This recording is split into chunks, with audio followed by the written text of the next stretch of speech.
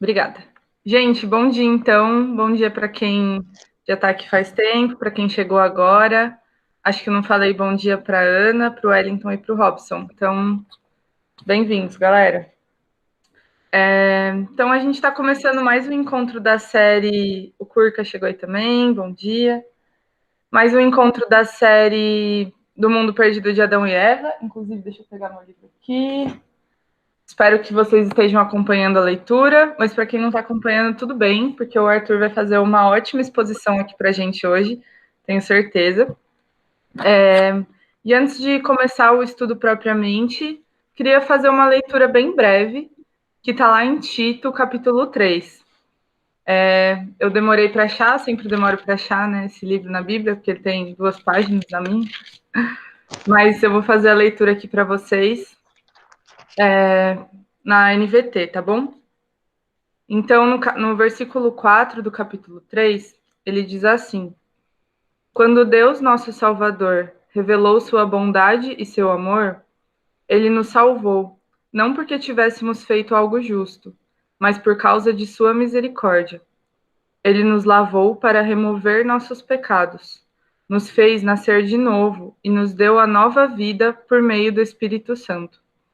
Generosamente, derramou o Espírito sobre nós por meio de Jesus Cristo, nosso Salvador. Por causa de sua graça, nos declarou justos e nos deu a esperança de que herdaremos a vida eterna. Essa é uma afirmação digna de confiança e quero que você insista nesses ensinamentos, para que todos os que creem em Deus se dediquem a fazer o bem. São ensinamentos bons e benéficos para todos. Eu gosto muito desse versículo 4 especificamente, até o 8. A Amanda já sabe bastante, que a gente já falou bastante sobre ele, né? Porque ele traz, assim, uma daquelas sínteses do Evangelho, né? Uma daquelas sínteses da nossa fé.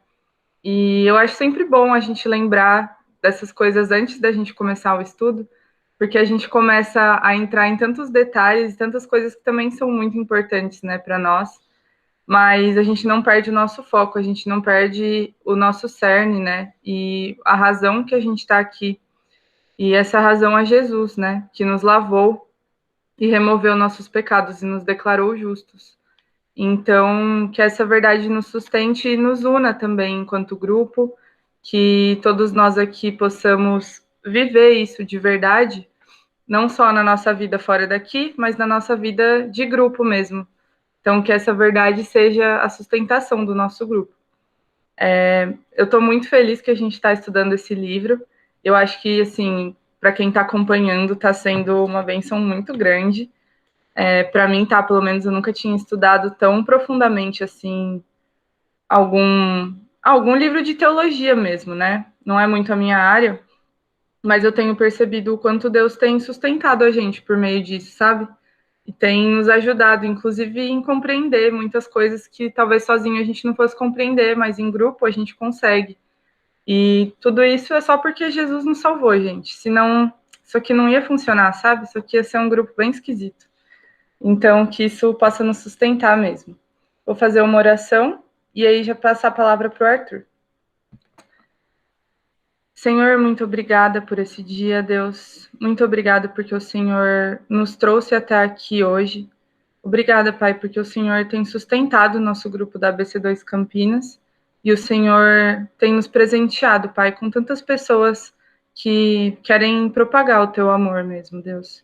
Te peço que o Senhor nos dê paciência, nos dê sabedoria para a gente ouvir esse estudo, Pai, de ouvidos e coração aberto e dê muita sabedoria para o Arthur também, Pai, que vai estar presidindo esse momento, Deus.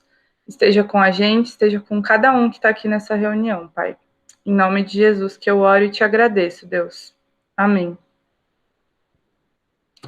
Amém. Vamos com você, Arthur. Oi, Bia, bom dia. Olá, amantes da sétima arte.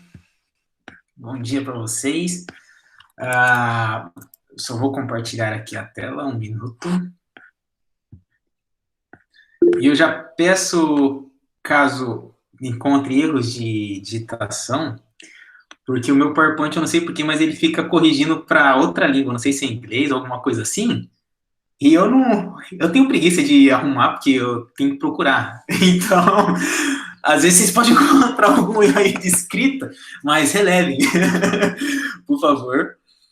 Ah, e é isso. Tá tudo. Mano, rapidinho. Você está compartilhando a vista do apresentador. Essa era a sua intenção mesmo? Com os Não, comentários, tudo? não, peraí. Não. Tem que compartilhar outra telinha que ele abre. Aham, peraí.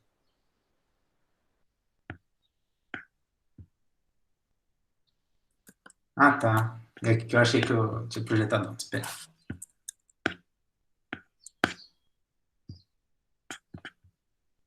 Eu sempre faço isso também, eu nunca sei qual que é a certa.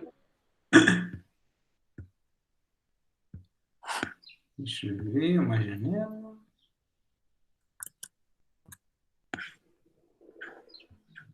Tá, peraí. É que como eu tô com dois monitores, aí apareceu pra mim. Ué, não tá querendo aparecer. Apresentar, uma janela. É, vai assim. E meu professor de medieval que tenta apresentar, volta, né, da apresentação, ele vai lá e tira alguém da reunião. É maravilha. Tá aparecendo normal agora, né? Alguma coisa tinha que substituir os problemas com o projetor, sabe? Quando ficar lá 20 minutos da aula tentando ligar o projetor. Agora foi. É a tecnologia sempre demonstrando que a gente nunca está preparado. A gente acha que somos jovens e estamos aí surfando a onda, a gente está se afogando na onda. Bom, gente, a gente está estudando, como a Má comentou, o mundo perdido de Adão e Eva. E eu gostaria de fazer algumas considerações que o Walton ele vai fazer posteriormente. Ele vai fazer próximo do fim do capítulo. Eu quis trazer elas para agora, para ficar mais fácil para a gente discorrer o texto, tá bom? E uma das questões que eu queria perguntar para vocês, para que serve uma ilustração? O que uma ilustração ela tem como finalidade, como propósito para a pessoa que vai estar ouvindo? Alguém quer comentar? O Amadeu quer. Uma ilustração, tá, tipo, eu acho que, já que eu fui colocado na reta, eu acho que uma ilustração se diz no sentido uma imagem, né, ou de usar uma imagem ao invés de falar, nossa, eu acho que a Marília resolveu, eu acho que eu não preciso comentar mais. Foi muito Site bom. filosófico é outra coisa, né? É outra coisa. Você está falando no sentido, tipo, de uma imagem, por exemplo? Sim, às vezes até mesmo uma história figurativa, por assim dizer. Acho que ela serve para contornar o tema e ajudar a gente a entender ele de modo mais profundo, assim. Às vezes, só de escrever, por exemplo, falar, ontem eu escutei um CD de música eletrônica. É muito...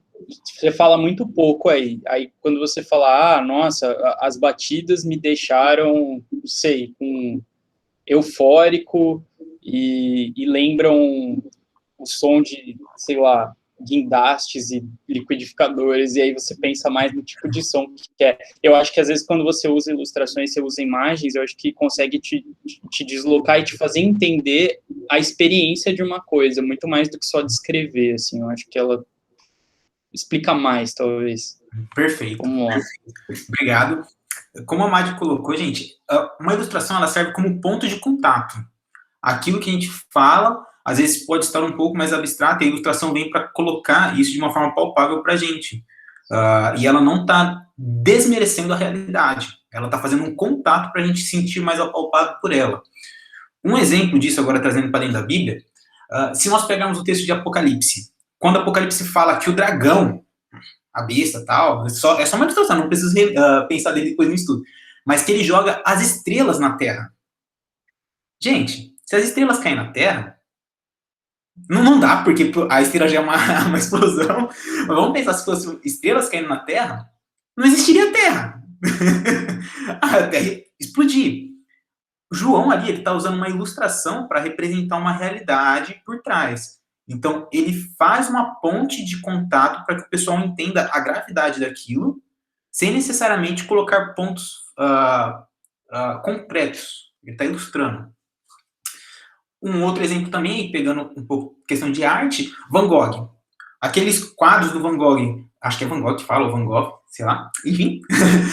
Aqueles quadros dele que representa o céu, aquela lua, aquelas estrelas, a gente olha para aquilo, o céu não é daquele jeito, mas a gente entende que ele está ilustrando o céu, porque ele está fazendo uma ilustração, ele está fazendo uma ponte de contato para a gente para representar algo. Com isso, eu gostaria de pensar com vocês agora dentro do desenvolvimento literário de Gênesis, que é o que a gente já vem abordando, que é o quê? Moisés, quando ele está escrevendo o livro de Gênesis, ele trabalha com muitas dessas questões de ilustração. Para o quê? Ele está trazendo figuras, trazendo coisas que representam algo real, mas que não necessariamente aquilo dali é daquele jeitinho. Entende? E o autor, ele vai usar lá na frente, quando ele está explicando essa parte, ele trata aquela linguagem que a gente conhece de mito, mitológico.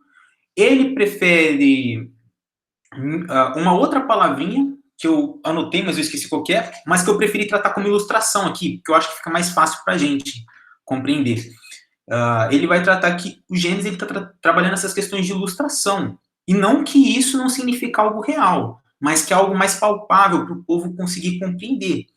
E dentro desse desenvolvimento de ilustrações, ele vai trazer aspectos do mundo ao redor. Porque quando a gente vai usar uma ilustração, a gente não vai usar uma ilustração que não tenha contato com a nossa vida. Porque se eu trago uma ilustração que ninguém sabe, por exemplo, eu vou trazer umas imagens aqui que algumas pessoas já falaram que não sabem, então a ilustração já falhou, que eu vou ter que explicar ela daqui a pouco.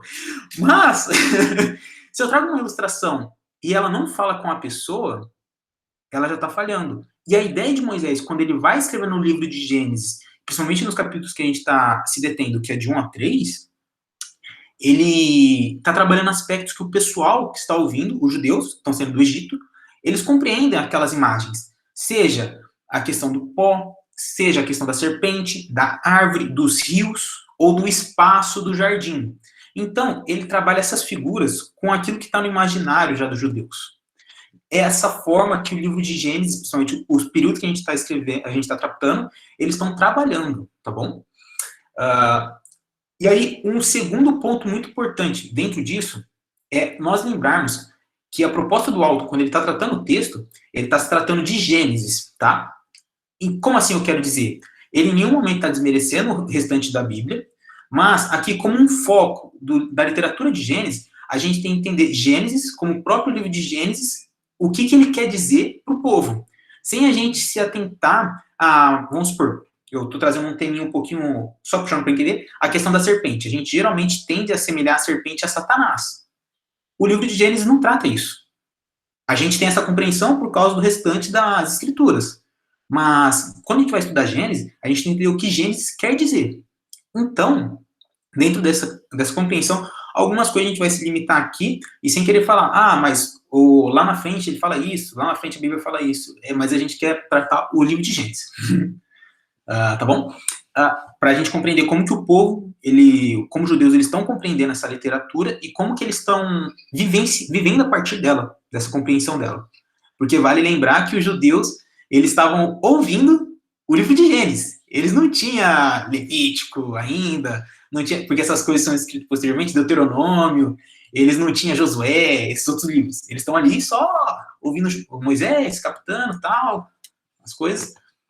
E uma outra questão, que ele vai abordar aqui mais para frente, que é algumas considerações, é o audiobook somente de um replay, depois sempre tem aquela pequena mudança de uma palavrinha.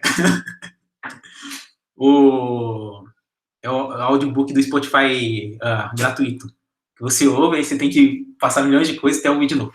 Enfim. Algumas considerações que eu queria trazer sobre a língua hebraica. Em que sentido? A grande diferença do hebraico e do grego é que o grego, basicamente toda palavra dela, ela tem a sua terminação ligada anteriormente. Isso é uma antiguidade. O grego, vamos supor, quando ele está usando uma palavra que é um objeto direto, essa palavra ela tem uma terminação ligada com a outra. Nisso a gente sabe o que uma está ligando com a outra. No hebraico, nós não temos isso. No hebraico, a gente não tem algo que evidencie diretamente um objeto direto, essas coisas. A gente tem umas preposições que é colocada ali, mas nem sempre elas são usadas. Nem sempre elas são usadas. Então, fica uma compreensão do tradutor, daquele que está lendo, está traduzindo, compreender como que o contexto dessa frase no hebraico ela vai ser traduzida. Entende? E isso é um pouquinho interessante porque ele vai trazer o aspecto do jardim para a gente comentar a partir do hebraico. Esse ponto só para vocês entenderem, tá? E esses últimos três que eu citei é o que ele está se fazendo como base para a gente compreender o imaginário do judeu a qual ele está sendo dito o livro de Gênesis. Que tem outros textos juntos, só que eu não consegui achar os nomes deles certinho, que ele só cita os personagens. Mas os textos são de Gilgadesh, o texto de Dilmun e alguns textos do Egito. Esses são os principais da qual ele vai se fazer como referência para a gente compreender o imaginário de Gênesis 1 a 3, ao qual os judeus estão ouvindo, tá bom? Fazendo essas breves considerações, vamos lá. Minha primeira ilustração que já falhou para quem não assiste seriado. Para quem assiste Dark e assistiu todas as temporadas, pegaram essa referência. Aí, muito obrigado, pais. Quem não assiste Dark tá falhando. Porque quem assiste vai entender que isso daqui é Adão e Eva. É Adão e Eva, essa é a minha referência de imagem para vocês. Então, a primeira preposição que a gente vai tratar é Adão, é designado como um sacerdote no espaço sagrado, com Eva para auxiliá-lo. Vai ter spoiler, mas já passou 2 anos, gente. Passou 2 anos? Vocês estão errados. Spoiler só a primeira semana. Então, então, eu vou parar de ler o chat, senão eu vou ficar dando risada, desculpa. Então, aqui ele vai tratar que Adão é colocado como um sacerdote. Vale nós lembrarmos que foi tratado nos capítulos anteriores, que o Gênesis 1, ele está construindo o capítulo como afunilando os 7 dias, que é a construção do templo de Deus. É claro que a gente tem a construção do nosso universo, a Terra e tudo mais, mas o Alton, ele vai trabalhar que isso é a construção da onde Deus ele vai fazer sua morada, onde vai ser o templo onde esse Deus vai ser colocado. Ali vai onde se afunilando o centro de toda a criação. Dentro disso, não basta tudo isso, ele constrói o jardim. Que o jardim é o centro de onde Deus está habitando. É o lar de Deus onde ele está. E com isso, quando Deus ele pega Adão e Eva, e aqui nós já tratamos que não necessariamente Adão e Eva eram os únicos seres humanos, tá bom? A gente já tratou isso nos capítulos anteriores. Quando ele pega Adão e Eva e ele coloca Adão, de início, desculpa. Quando ele pega Adão e coloca neste lugar, o jardim, esse lugar sagrado, porque é onde Deus habita, e onde Deus escolheu para fazer o centro de todo o governo do universo, que é o jardim. Então Deus, quando ele coloca Adão neste lugar, Adão, além de ele ser colocado como um arquétipo de toda a raça humana, ele é colocado como um sacerdote da raça humana, ali naquele lugar. Por que um sacerdote? Porque ele vai estar diante de Deus, fazendo representações diante de Deus. Certo? Colocando isso, vamos lá. Templo designado, templo de Deus inaugurado no 7º dia, que é a construção de Deus. Jardim, então, se torna um espaço sagrado. E como que ele vai construir essa questão do espaço sagrado? Vou comentar daqui a pouco. E aqui vem a primeira questão para a gente entender o que significa esse espaço sagrado e como que nós vamos compreender ele. Porque essa é a grande importância. Nós temos o jardim. A gente geralmente é criado entendendo o jardim como um espaço onde Adão e Eva andavam peladões, podava a árvore e tudo mais, fazia carinho na onça, se deitava com o leão, igual os panfletinhos dos adventistas, ou o Testemunho de Jeová, não lembro. A gente tem no imaginário essa figura do Jardim do Éden. Só que, esse é a questão mais popular. Só que o Alton, ele vai definir a grande questão, que é aí que entra a gramática do hebraico que eu falei com vocês. Quando a gente tem o termo servir e cuidar, no capítulo 2, versículo 15 de Gênesis, essa questão é uma tarefa mais sacerdotal ao ver dele. É uma tarefa sacerdotal ao invés de uma tarefa agrária e de jardinagem. Eles foram colocados lá com outro propósito. Aí a gente vai ver isso. E, por fim, ele vai concluir que Eva era uma sacerdotisa junto com Adão. Ela não era simplesmente a primeira mulher para constituir a família. Tem sim essa ideia, mas não era isso. O propósito de Eva estar ali, Eva ter sido dada a Adão, é para ela ser uma auxiliadora no trabalho de sacerdote. Ela era uma sacerdotisa junto com Adão. E aí, nós entramos aqui. Gênesis capítulo 2, para a gente entender essa ideia do servir e guardar, que é a questão do jardim, como um espaço sagrado, a gente vai entender essa questão agora, essa diferença. Se jardim, ele era apenas, o jardim do Éden, ele era apenas um jardim, onde Adão e Eva estavam lá para cortar a grama, tal como eu expliquei, ou eles estavam lá para servir a Deus como uns sacerdotes, para representar a humanidade como Deus todo-criador. E aqui eu coloquei o texto em hebraico para a gente entender, e numa das versões a Almeida, né, revista atualizada, o texto em hebraico, e aqui embaixo, qual o significado do jardim? Precisamos ter isso definido para saber qual o significado da ação do casal dentro dele. E aqui é que o Walton ele vai fazer o seu joguinho de palavra. Por quê? Eu deixei pintadinho aí de laranja. E eu sei que é laranja. Quem estava nos últimos estudos sabe que eu sou daltônico. E eu sei que é laranja porque na hora que eu coloquei para aparecer a letra estava laranja.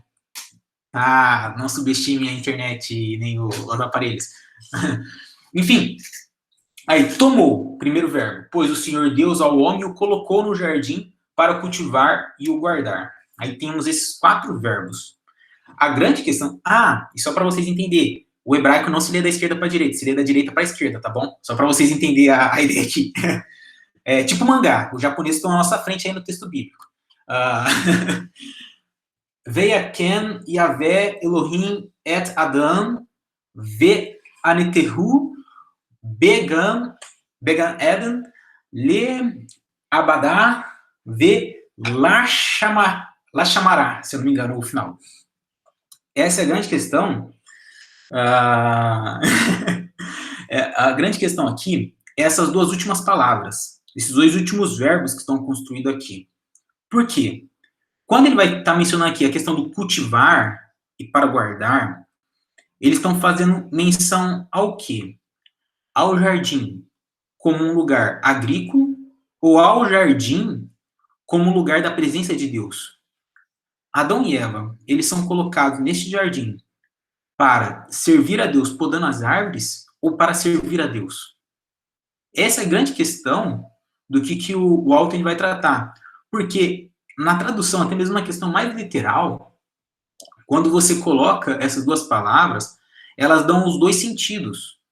Os 2 sentidos. Só que, geralmente, nós atribuímos, na nossa tradução, como está aqui, e o colocou no jardim do Éden para o cultivar e o guardar. Nós colocamos essas 2 palavras referentes ao jardim, mas não referente ao que o jardim representa para Deus. E é nisso que o Walton vai tentar desenrolar um pouco. Vocês vão ver que vai ficar um pouquinho mais fácil de compreender o que eu estou falando. Aqui eu quis trazer as possíveis não traduções, os possíveis usos da palavra no hebraico para tanto cultivar quanto guardar. No centro estão os 2 verbos, guardar e o servir, e toda essa ramificação aí é as possibilidades de uso dela dentro do texto antigo. O guardar, vamos lá, guardar, manter, estar atento, cuidar, vigiar, assistir, certificar, prevenir e vigiar. Se o Adão e Eva foi colocado no jardim para o proteger como seguranças, então, se eles só são os 2 lá dentro, como que eles vão proteger um jardim que tem a perfeição, é o centro do universo onde Deus está habitando? Para que eles vão ficar podando? Sendo que a ideia de guardar é uma ideia de proteger o lugar contra alguma hostilidade. É um dos pontos que ele vai desenvolver a questão do verbo do guardar. Só que ele vai falar, não é nem tanto no guardar que a gente precisa se atentar. É no que o verbo servir significa, que é o cultivar. Tá bom? Servir, cultivar. Porque muitas das vezes, quando essa questão do verbo servir é colocado, ele é colocado a respeito de uma tarefa sacerdotal, uma tarefa dos levitas, uma tarefa sempre relacionada a Deus. e não numa tarefa relacionada a um objeto em si. E sempre quando ela está mencionada a um objeto, esse objeto está mencionado diretamente a Deus. E aí a gente tem aqui a questão do servir, que é ministrar, trabalhar, fazer, tem até escravizar, mas é os menores usos. E, enfim, causar, adorar, servir, e a maior parte ali é adorar e servir. A maior parte do uso dessa palavra, que é o cultivar. Então, dentro desses dois compreendimentos da palavra, o autor ele vai dizer, olha, é muito mais interessante a gente pensar a probabilidade da tradução para cultivar e guardar a ordem que Deus deu para Adão e Eva, como cultivar e guardar o jardim como um espaço de adoração a Deus. Porque o jardim é um espaço sagrado, porque Deus habita nesse jardim. E se Deus habita nesse jardim, ele é um espaço sagrado, então a tarefa de Adão e Eva, como arquétipo da humanidade, como escolhidos por Deus para estarem ali, é para serem os sacerdotes do povo mediante Deus. E vale lembrar, que a gente já viu no outro estudo, só para vocês entenderem, já colocar aqui, a gente vê isso daqui mais para frente, que quando Adão e Eva foi colocado no Jardim do Éden, em nenhum momento é dito que eles poderiam não morrer, que eles já eram imortais. Eles provavelmente eram passíveis já da morte, sim. Mas Deus os coloca naquele jardim como sacerdotes para que eles possam fazer uma questão de sacerdote, que é interceder pelo povo e servir a Deus, fazer esse trabalho como sacerdotes para prover a vida para toda a humanidade que eles estavam representando. Então, o Alton, seguindo todo esse pensamento que ele veio construindo, ele chega aqui e ele fala, vamos compreender como esse cultivar e esse guardar. E ele propõe, olha, tem como entender-se como jardim, cuidar do jardim, plenamente, serem jardineiros, porém, o texto aponta muito mais para que Adão e Eva foram colocados para cultivar e guardar um serviço sacerdotal, uma representação de sacerdotes perante Deus. E aí, nós continuamos. E aqui tem esses dois textos que eu gostaria de ler, que é essa exemplificação de tudo isso que ele falou. Ele diz, tendo dito isso tudo, após a identificação do papel primário como sacerdote no espaço sagrado, o Éden, talvez possamos incluir outras tarefas de cuidado no perfil sacerdotal. Quando jardins e parques estão associados com o espaço sagrado no mundo antigo, cuidar das árvores torna-se uma tarefa sagrada executada pelos sacerdotes. No Egito e na Mesopotâmia, havia manadas e rebanhos de animais que eram a propriedade do templo e deveriam ser cuidados pelos sacerdotes. Quando os sacerdotes cuidam dos jardins, dos parques e dos animais que vivem ali, eles se envolvem na organização do espaço sagrado e na tarefa de submissão e do domínio. Então ele defende aqui que, ora, eles serem sacerdotes não vai retirar a responsabilidade deles administrarem esse jardim e todas as coisas que continham dentro deles, os animais, as árvores, todas essas coisas. Porque a partir do momento que o jardim é um lugar sagrado e é onde Deus está, tudo que está no jardim pertence a Deus. Então o sacerdote ele cuida de todas as coisas dentro do jardim. Mas ele cuida como um sacerdote. Continuando. No relato de Origens, Adão serviu como arquétipo, com toda a humanidade representada nele. Em seu papel sacerdotal, ele serve como agente representacional servindo a favor da humanidade. Todos os humanos são representados por ele. Precisamos, portanto, entender o papel adâmico à luz dos sacerdotes do mundo antigo. Quando lemos a Bíblia, é comum pensarmos nos sacerdotes como especialistas em rituais e como instrutores nos caminhos do Senhor e da lei. Isso é verdade.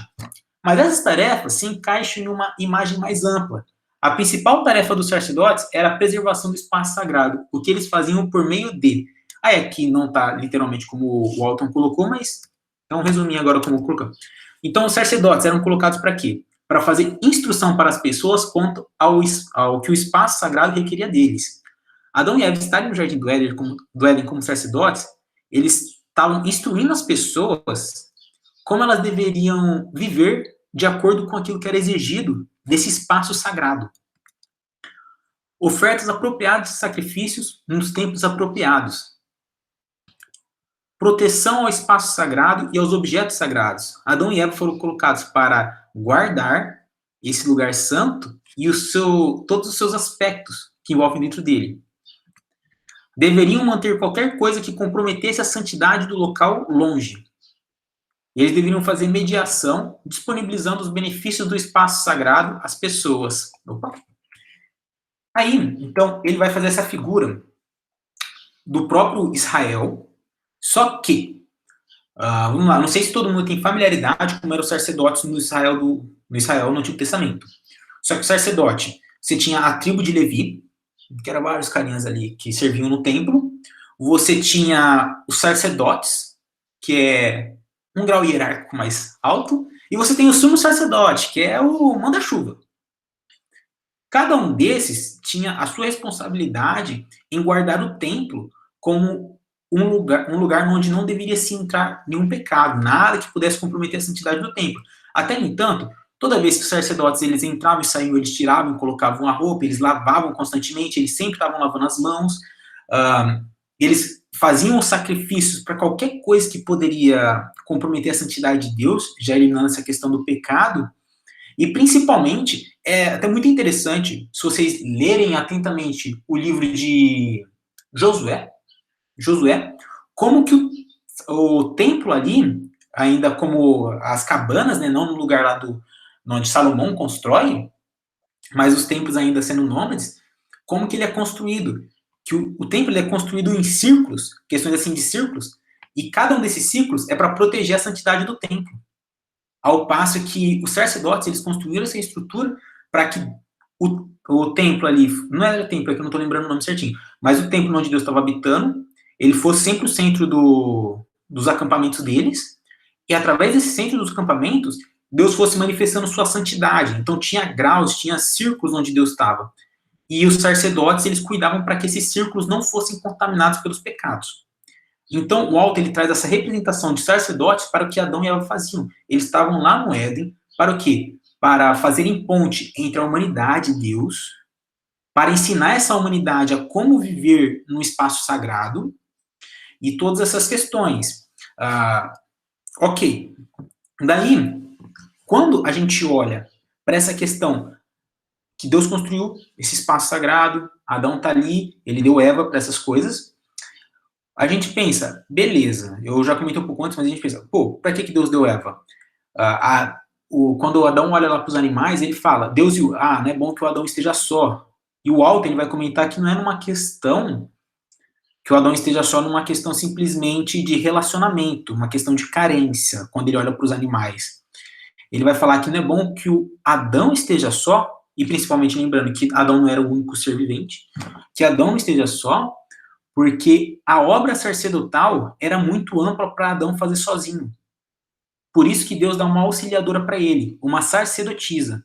E aí o Alto ele quer lembrar, e aqui ele fazendo paralelos com os textos do Oriente Antigo, tá bom, gente? Lembrando Gilgamesh, Daumin, aqueles dali que eu coloquei para vocês, o Egito, ele fazendo paralelo com esses escritos literários, que ele fala, olha, tinha o papel de sacerdotisa nesses relatos da criação desses mundos também, porém, cada um com aspectos parecidos com Gênesis, não era igual, parecidos, fazem referências.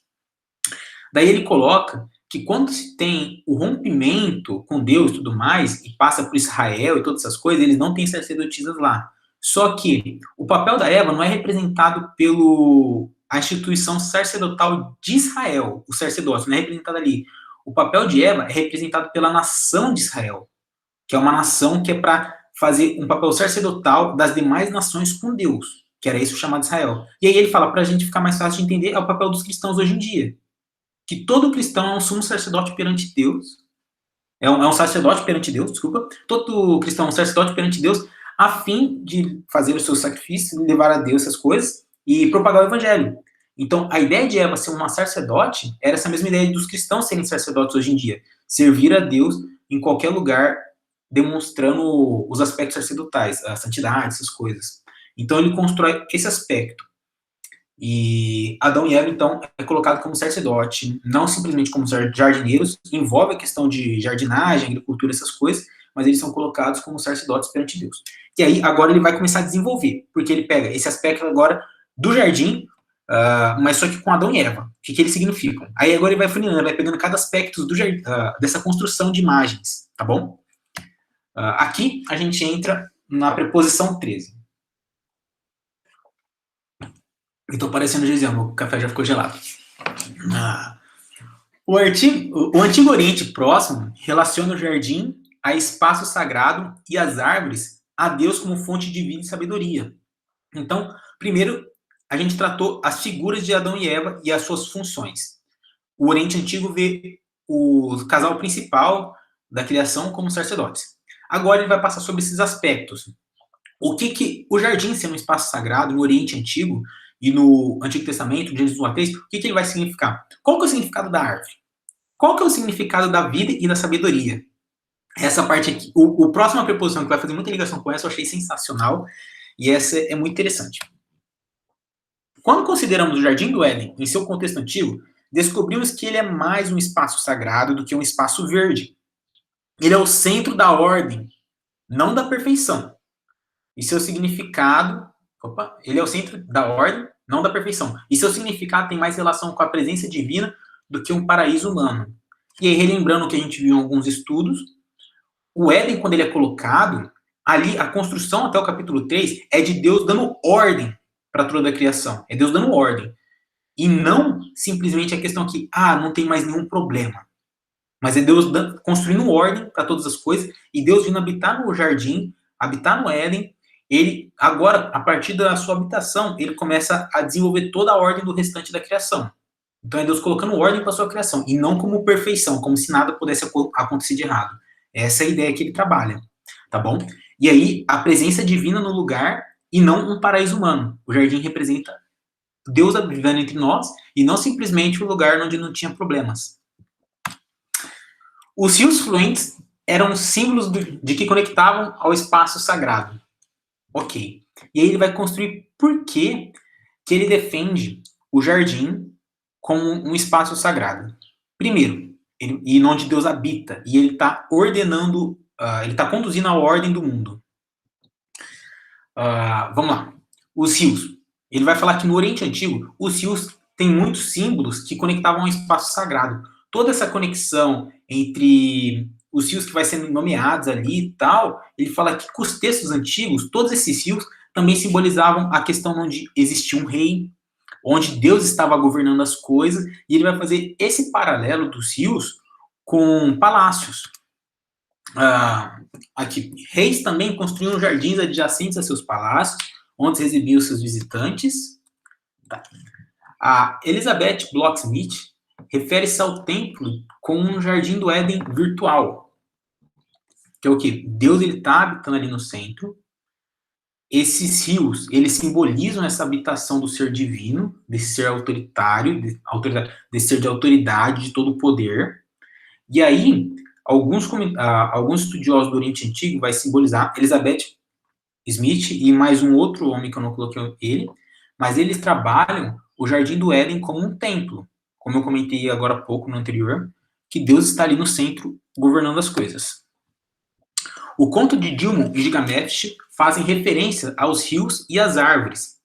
Eles trabalham esses rios como ligando diretamente a onde está a habitação de Deus, onde o Deus nesses contos, a deidade nesses contos, estavam vivendo. Então os rios faziam parte dessas deidades e as árvores também simbolizando essas questões. E aí ele vai trabalhar as árvores e os frutos. O Oriente Antigo não tem muito materiais sobre sabedoria, mas alguns sobre a vida. E aqui é o fruto da árvore do bem e do mal, tudo mais, e a árvore da vida, que é aquelas duas árvores que a gente tem como figura em Gênesis 3, que Deus ordena que Adão e Eva não comessem do bem e do mal. O conto de Adapa, ele vai simbolizar, que é um outro conto, ele vai simbolizar que as árvores, elas eram uma simbologia, elas eram uma simbologia que, o conto de Adapa, ele vai tratar a questão da busca da vida, da busca de como isso desenvolve e como ele encontrava a verdadeira vida. E aqui não é vida eterna. Às vezes era um aprimoramento da vida, às vezes era ele conseguir rejuvenescer essas coisas, esses são os contos paralelos que vão, mas principalmente de Adapa, que tinha essa árvore da vida que habitava junto com as deidades. Então, a gente tem no Oriente Antigo o fruto da vida sendo trabalhado em vários contos, porém, a gente não tem tanto da sabedoria, e eu vou me adentrar disso daí mais para frente. A árvore cósmica em Eridu. Então, a gente tem o fruto da vida, sendo em Adapa, envolvendo a árvore cósmica em Eridu, que é um outro conto, ela tem a sua origem no mundo inferior, no mundo subterrâneo, que é o quê? É tipo as raízes mesmo. a raiz da árvore, ela não é um negócio que está aqui apenas na Terra, mas existe o mundo inferior, e aqui não entendamos como inferno, tá bom? Não entendamos como inferno, talvez como Sheol, se for pegar uma linguagem bíblica, que também não envolve inferno, mas envolve o mundo inferior. Que a gente trabalha assim com a tradução do grego e tudo mais como Sheol, como inferno, mas não necessariamente. A ideia está mais relacionada a um mundo subterrâneo.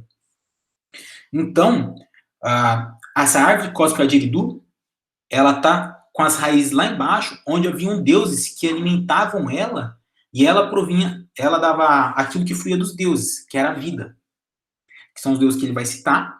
Então, essa árvore, em Eridu, ela tem origem no subterrâneo, que está conectada com alguns deuses. Alguns textos que fazem referência a esse tipo de árvore simbolizado. Está em Ezequiel 31:18 e Daniel 4, fazem referência a esse tipo de árvore do conto de Eridu, que ela está ligada no mundo subterrâneo e sendo nutrida pelo aquilo que os deuses podem providenciar. A árvore da vida no período neo-assírico. Se os historiadores da arte, no entanto, estiverem no caminho correto, as árvores representam mais ordem do que a vida. Aí, o que ele quer dizer? Essa simbologia da árvore está na questão de desenvolver vida, não a eternidade, mas dar saúde para a pessoa, curar alguma coisa, rejuvenescer a pessoa, essa é a ideia do fruto. Isso está ligado diretamente com as deidades do mundo subterrâneo, alguns outros contos, mas sempre ligada à questão de Deus. E no conto neo-assírio, essas árvores, elas não estão necessariamente representando uma vida. Elas estão mais representando uma questão de ordem, como as coisas vão se governando. E aí a questão da cura, da árvore como questão de cura, questão da vida. Árvores são figurativas daquilo que provém de Deus. Aí ele vai fazer essa ligação agora com o próprio texto bíblico. Que como os textos do Oriente, eles compreendem mais a árvore como uma questão de cura, essas coisas, eles vão tratar. E elas estão sempre ligadas a Deus. Não é a árvore em si que tem essa questão, mas é porque a árvore está ligada diretamente em Deus. Então, a árvore de Gênesis 3, elas estão relacionadas à questão da vida. E aí dá um texto de referência, que é Deuteronômio 3, de 11 a 20, que Deus é quem dá vida, é quem sustenta a vida para as pessoas. E depois ele vai falar da sabedoria, que a sabedoria, na verdade, está totalmente ligada em Deus, que é Jó 28:28, depois Provérbios 1:7, que é o princípio da sabedoria, o temor ao Senhor, tal. E ele vai, então, agora funilando, ele fala, olha, a gente tem essas referências que o Oriente Antigo, o mundo antigo, eles estão falando sobre árvore. A árvore, ela simboliza a vida, é o que a gente mais tem. Sabedoria a gente não tem tanto, a gente tem mais relacionada à árvore, da vida. Com isso, elas estão sempre ligadas a Deus. Então, vale a gente compreender que a árvore de Gênesis 3, as duas árvores, elas não têm em si o poder da sabedoria e o poder da vida. Elas têm essa característica por causa de Deus, da qual está sendo simbolizado. Porque são atributos de Deus isso aí. Essas coisas, não da árvore em si. Então ele está trazendo para a gente pensar, poxa, a árvore que proporcionava realmente essas coisas, ou era porque elas simbolizavam as questões de Deus?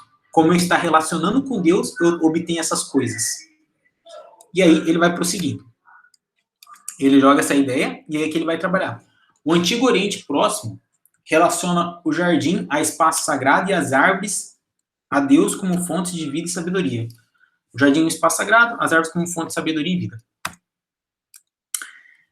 E aí, opa! Nossa, eu comi bola. Eu esqueci de apagar esse PowerPoint. Ignora. Preposição 14.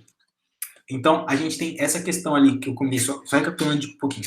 Só para eu também não me perder tanto. A preposição 12. Adão e Eva como sacerdotes, nesse espaço sagrado. Preposição 13. As árvores sendo simbolizadas tendo as suas raízes em Deus, e não necessariamente no jardim, mas suas raízes estão em Deus, e tudo aquilo que elas podem prover para Adão e Eva, e para a humanidade, na verdade é aquilo que Deus provém para eles, e não a árvore em si. E aí ele vai concluir isso na preposição 15. 14. A serpente teria sido vista como uma criatura do caos do reino não ordenado, promovendo desordem. E aqui, fazendo referência que eu comentei lá na introdução, não reconhecendo a serpente como Satanás, como a gente tem essa figura na nossa cabeça por causa de texto de Apocalipse. E aqui ele não desconsidera isso, tá bom? Ele fala, olha, não é que eu não creio que a serpente era Satanás, mas o texto de Gênesis ele não diz isso. E para a gente compreender como Gênesis quer comunicar com seus leitores, a gente tem que esquecer por um momento essa questão de serpente sendo vista como Satanás. Daí ele vai trabalhar a serpente. A serpente não é vista como Satanás. A serpente, em nenhum momento do texto, ela é vista como má, mas como astuta. E aí, a tradução dessa palavra astuta é meio que, traduzindo assim, bem literalmente, é andar na linha. É saber o limite das regras. Tá bem ali naquele posso e não posso. Essa é a ideia da serpente ser astuta.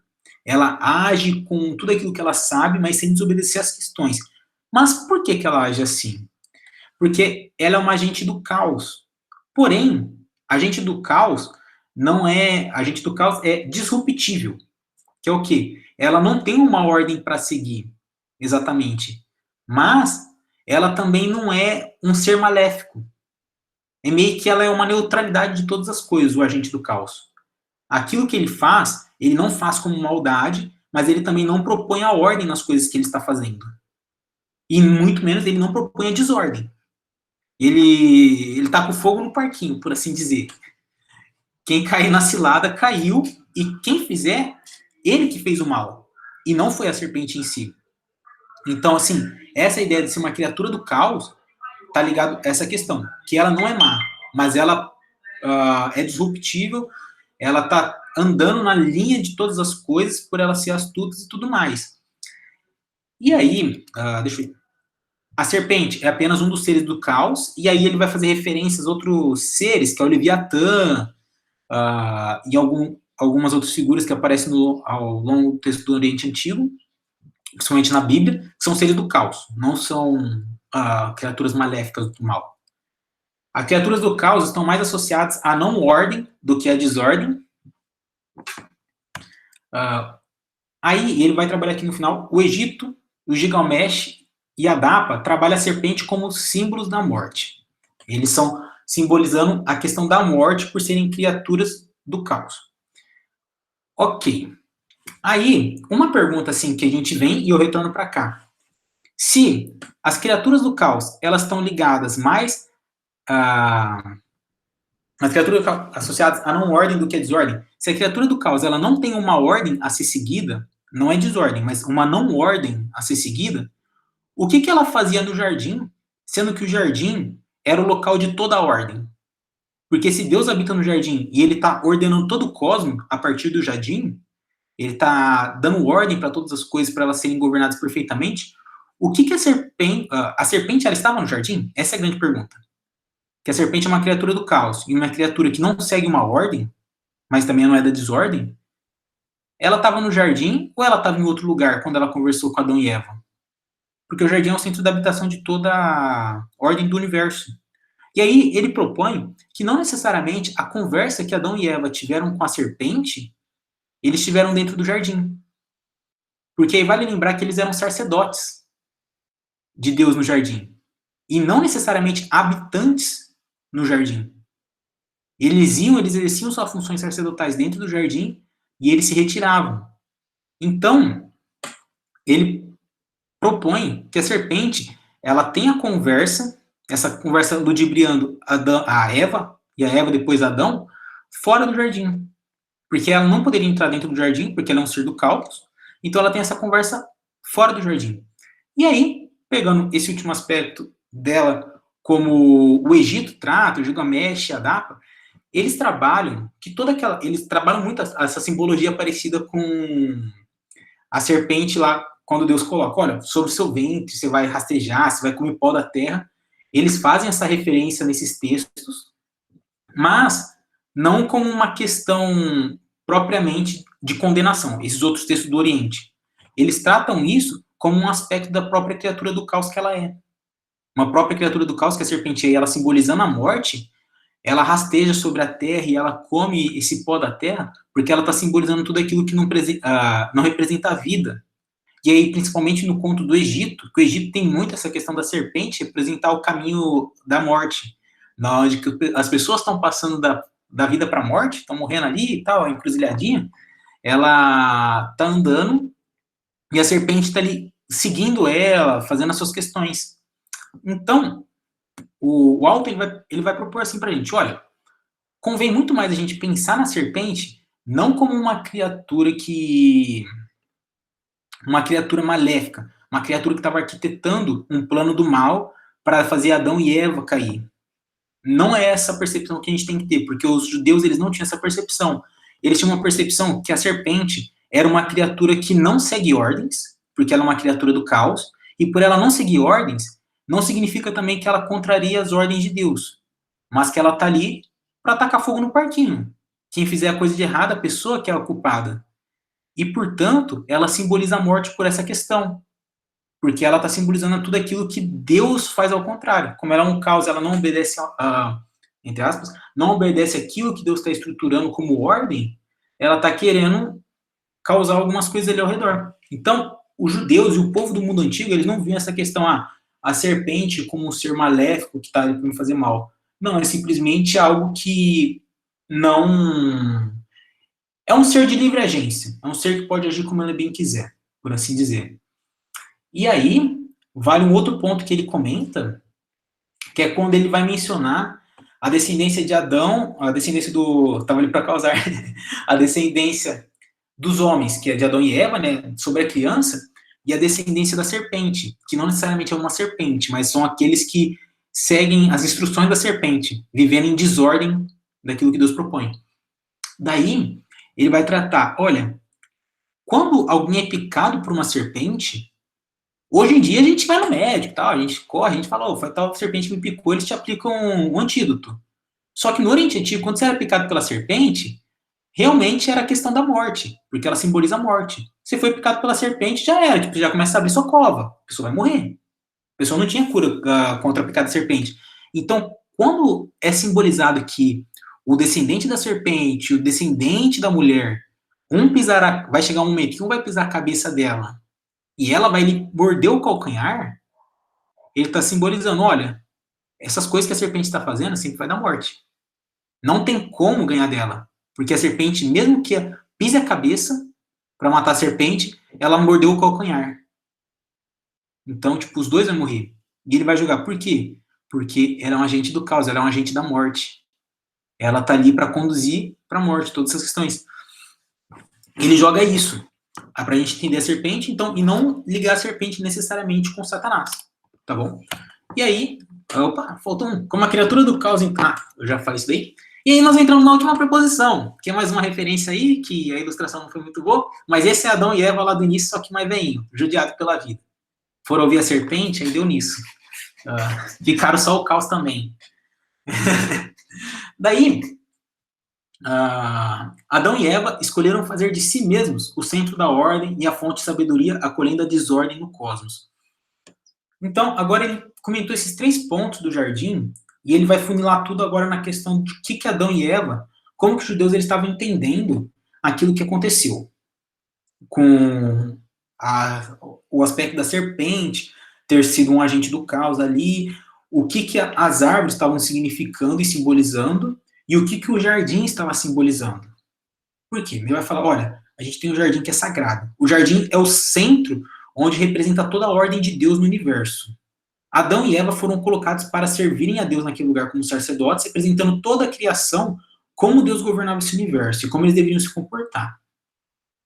Dentro disso, tinha a árvore da vida e da sabedoria, que simbolizavam o quê? Tudo aquilo que vinha de Deus. Porque Deus é que dá vida e que Deus é que dá sabedoria. E essas duas coisas estão no centro da ordem de todo o universo. A vida e a sabedoria estão no centro da ordem. A serpente, que é um ser da não-ordem, ludibriou Adão e Eva. Com isso, eles pegaram do fruto e agora eles estão querendo reverter a ordem que Deus estava criando.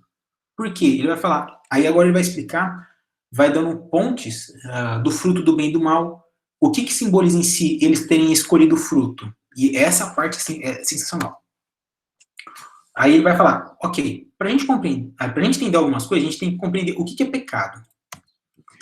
A visão amparada pelos idiomas no Antigo Testamento é um fardo ou é um débito, de acordo com a linguagem de Caim, sobre mim foi posto um fardo muito grande. E na linguagem do segundo templo, é uma dívida que a gente tem com o Senhor. Essa era a compreensão de pecado.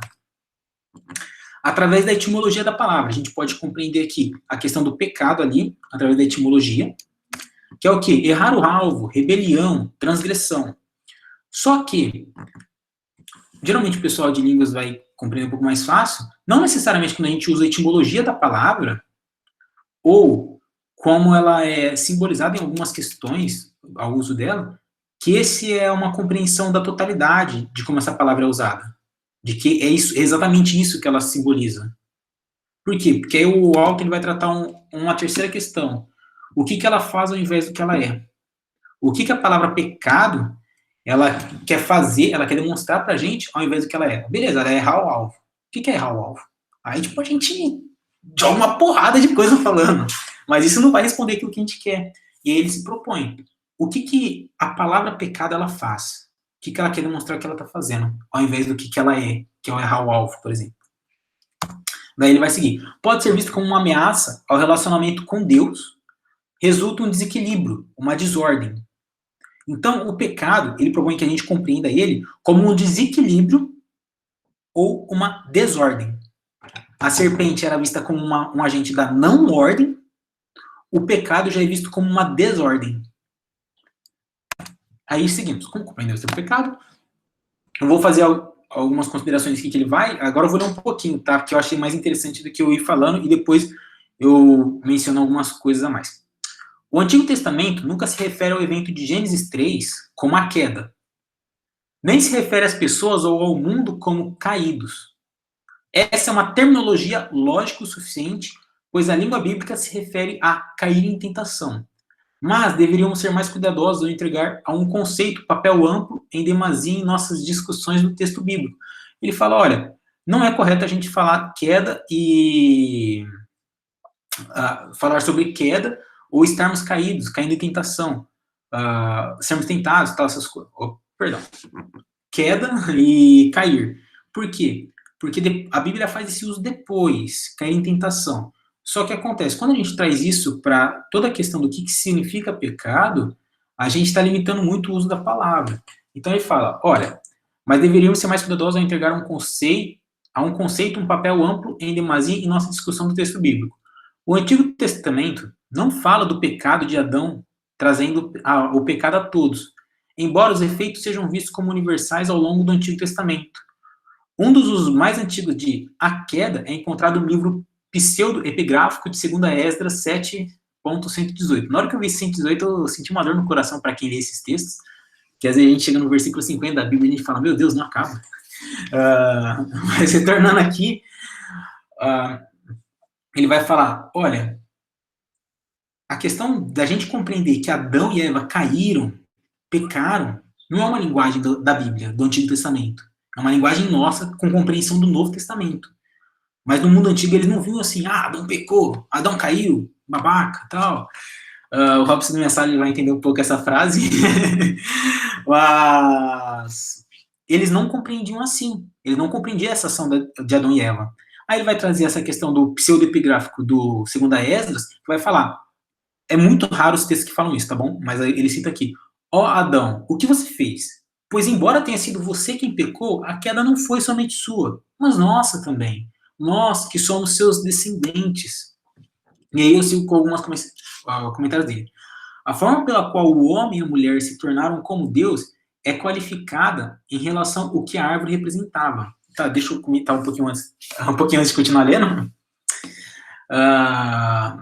Então, ele vai falar, olha, não era simbolizado como queda, Adão e Eva.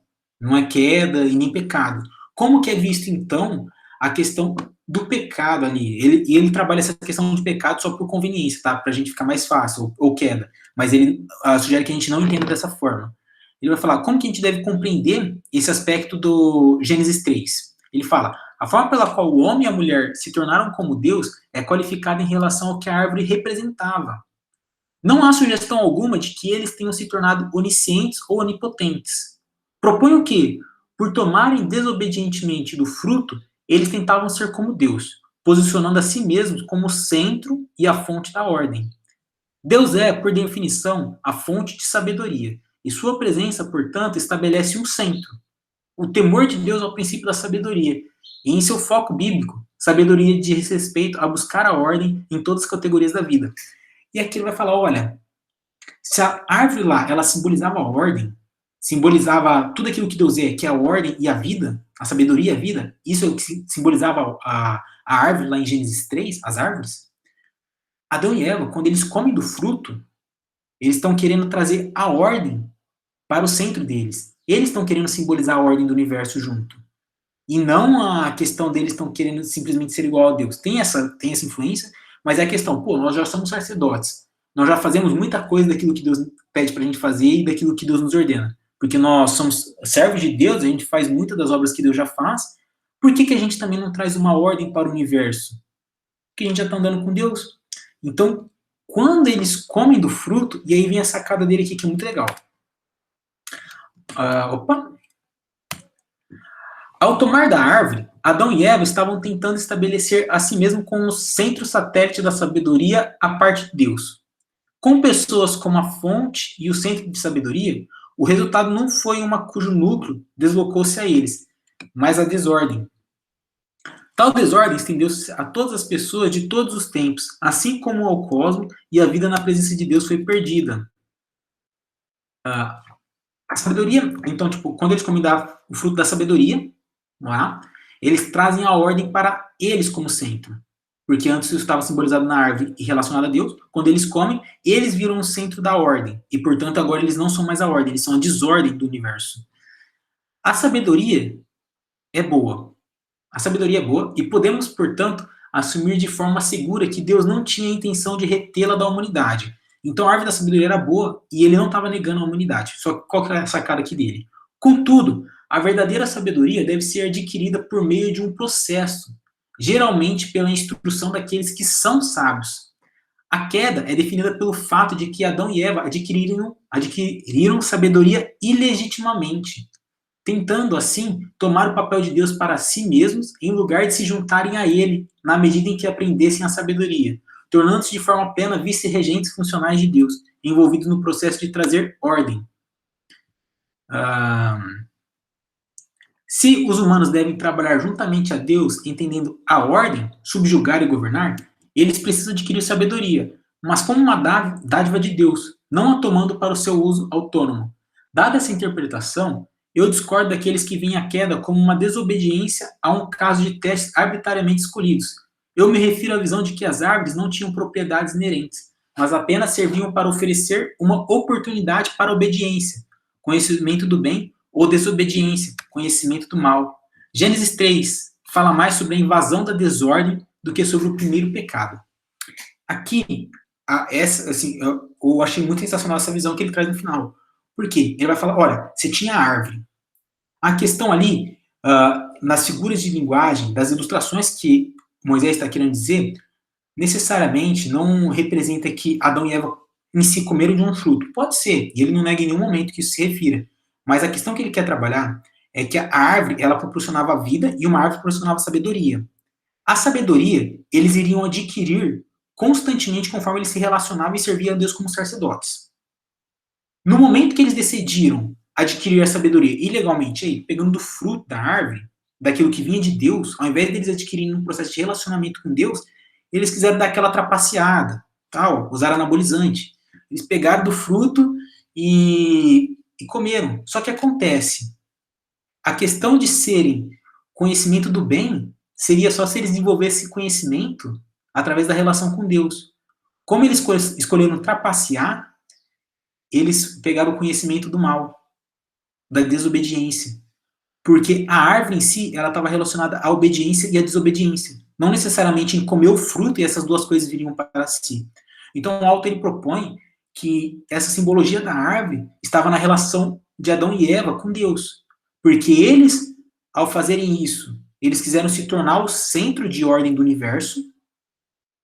Esse centro de ordem, através da sabedoria que eles estavam querendo, que eles pegaram lá do fruto e tal. Daí, eu me perdi. Eles pegaram do fruto, daí eles comeram tal, e agora eles passaram a ser a ordem. Mas essa grande questão do fruto era a questão de não obedecerem a Deus. Eles não obedeceram. Essa é a questão de comerem do fruto do bem e do mal. E é por isso que eles agora eles fazem parte da desordem. Porque a desordem está relacionada a não obedecer a Deus. Se eles tivessem obedecido e não comido do fruto, eles estariam adquirindo sabedoria, como o fruto dava a desejar, porém de uma forma boa, uma forma em obediência. Como eles quiseram trapacear, eles entraram na desordem. E então, o Alton me propõe, Gênesis 3 fala mais sobre uma invasão da desordem do que sobre o primeiro pecado. E sim, ele comenta e no momento ele nega, olha, estamos falando sim do primeiro pecado, estamos falando que esse pecado é atribuído às demais pessoas mediante Adão e Eva, porque eles eram seus representantes. Ele está falando todas as coisas sim, só que ele está querendo nos dar uma compreensão maior do que é toda essa questão. Que o pecado em si, ele está relacionado a uma desordem daquilo que Deus ordenou, na questão da não obediência. E que a serpente, ela em nenhum momento ensinou isso para Adão e Eva.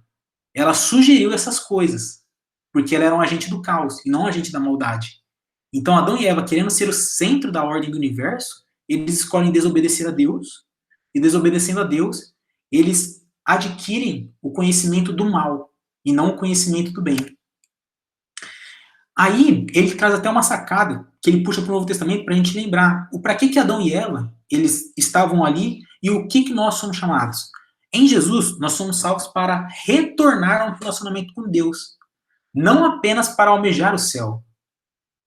A relação de Adão e Eva estava relacionada com o seu relacionamento com Deus, e não apenas para servir a Deus no jardim.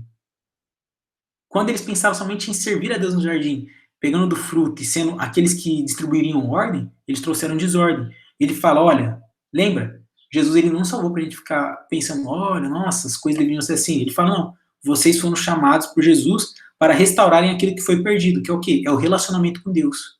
Na medida que vocês se relacionam com Deus novamente por meio de Jesus, vocês estão adquirindo sabedoria. Na medida que vocês não...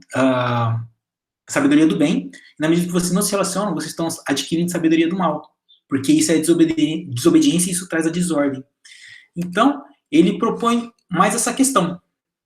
O Alto, ele fala, olha, Gênesis 3, ele fala, sim, sobre nós termos pecado, mas, ao ver dele, Gênesis 3, ele vai trazer mais a questão da desordem. Como Adão e Eva estão no lugar sagrado, no lugar de habitação de Deus, eles colocaram a desordem dentro desse lugar, e por eles serem um representante desse lugar, que é o centro do universo, que é o centro de toda a criação, eles fizeram essa desordem se espalhar a toda a humanidade, e aí é essa compreensão que os judeus eles têm do livro da queda, por assim dizer, que eles não veem como uma queda, mas como uma desordem do relacionamento com Deus. E é isso que ele propõe da preposição 12 ao 13. Eu sei que eu posso ter me feito um pouco complicado ao decorrer de algumas coisas, mas é isso aí.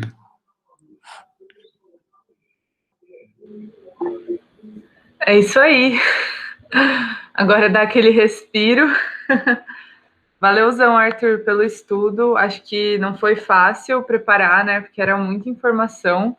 E eu acho que essa parte do livro ela é bem central, porque ela trata da questão do pecado, que geralmente é o que o pessoal fica mais implicado, né? Com relação à interpretação de Gênesis, né? E, bom, obrigada pelo estudo. E quero, então, abrir a palavra aí para a galera comentar, perguntar, colocar o Arthur na parede aí, essa é a hora. Vou poupar os meus comentários para deixar vocês falarem. Depois eu faço eles aqui também. Sim, e às vezes algumas coisas assim que eu falei, na minha mente estava um pouco mais fácil de entender, porque eu sou dessa área, né? Eu sou da teologia.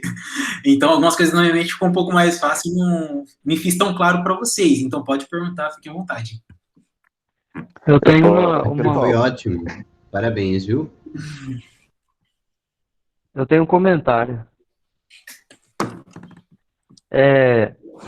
Se a serpente era o ser da não-ordem, depois do evento da queda, é correto dizer que ela se tornou o ser da desordem? Então, não, porque ali no contexto assim, do Oriente Antigo mesmo, do Antigo Testamento, o livro inteiro do Antigo Testamento ele não trata a serpente como Satanás, né? A gente tem essa compreensão a partir de Apocalipse, essas coisas do Novo Testamento, mas ela sempre é vista, mesmo depois da queda, como uma criatura da não ordem, assim, uma criatura do caos. Ela tá ali só para sapecar as coisas mesmo. Ela não tá errada ao fazer essas coisas, mas ela também não tá correta. Ela é tipo a bandeirinha do jogo. Tá correndo no meio do campo, tal, pode atrapalhar uma jogada, pode auxiliar outra, mas ela não é vista como um ser do mal. Ela é vista no Antigo Testamento inteiro como um ser neutro, que pode me fazer errar, mas também que pode me fazer acertar. Beleza, valeu. E isso, eles, assim, repetindo, ele pega muito essas referências para compreendermos essas questões a partir das ilustrações que os judeus eles tinham no seu contexto, que era o quê? Que é os textos que ele cita, Gilgamesh, os contos do Egito Antigo e todas essas questões, porque ele propõe que Moisés está fazendo ilustrações ao longo dos textos.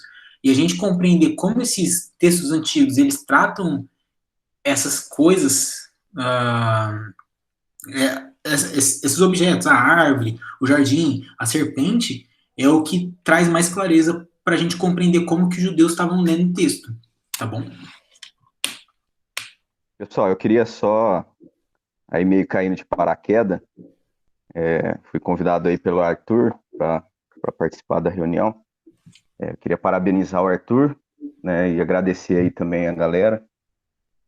Eu achei interessante, Arthur, não sei se você vai concordar comigo, embora não houvesse essa intenção nessa parte da revelação em Gênesis, de deixar claro a questão da serpente, como Satanás e como o agente aí dessa desordem, mas um símbolo, a gente pode entender a revelação como algo que é aquela parte de uma progressão. Então, hoje a gente pode olhar, por exemplo, para Gênesis 3,15 e ver ali realmente que ali nós temos essa compreensão que a serpente, ela é sim, ali em Gênesis, esse agente, né, do engano e da queda, por assim se dizer, e também e ali a gente já vê também aquilo que o pessoal vai colocar como antítese, né, que é o descendente, né, o prometido, o Messias, entendendo ali o proto-evangelho e tal, mas embora, como você colocou lá no início,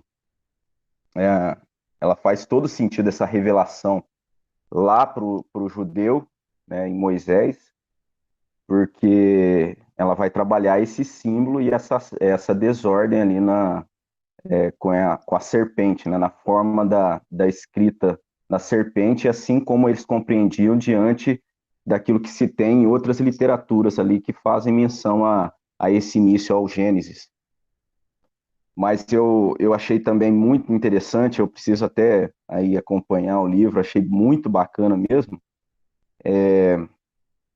a ideia que você trouxe ali, que o autor decorre da questão da árvore, e da ideia da conservação, né, do agente, do sacerdócio ali de Adão e Eva, porque também no Novo Testamento, né, assim como eles tinham esse papel de estar fazendo a conservação da santidade de Deus no jardim, Jesus nos chama a ser sal, né? Então, essa retomada, essa forma de santificação, de guardar, de santidade, né, de ser influência da conservação, de ser influência nas esferas, e também a questão da árvore, quando nós vemos lá em Apocalipse, na terra restaurada, né, na terra regenerada, ali também há essa árvore, e essa árvore então vai produzir ali a sua folhagem para que